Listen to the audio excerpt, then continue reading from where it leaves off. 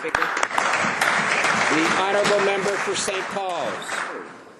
Mr. Speaker, yesterday the Minister of the Status of Women callously suggested current government programs are sufficient to deal with the issue of missing and murdered Indigenous women and girls, and then resorted to a partisan attack.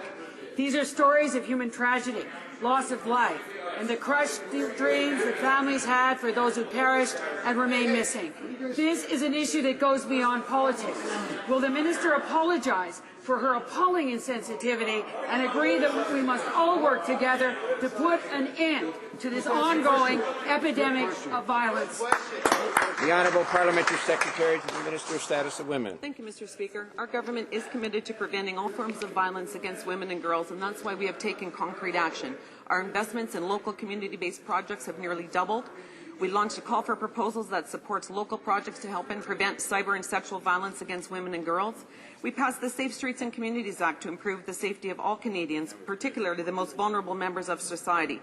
We increased support for victims of crime, and, Mr. Speaker, we launched the National Action Plan to combat human trafficking. The honourable member for St. Paul's.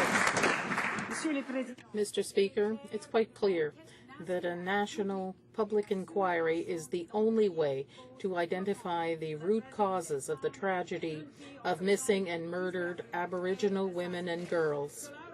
That reflects the recommendations of the international community and the demands of Aboriginal leaders, as well as the unanimous will of provincial leaders.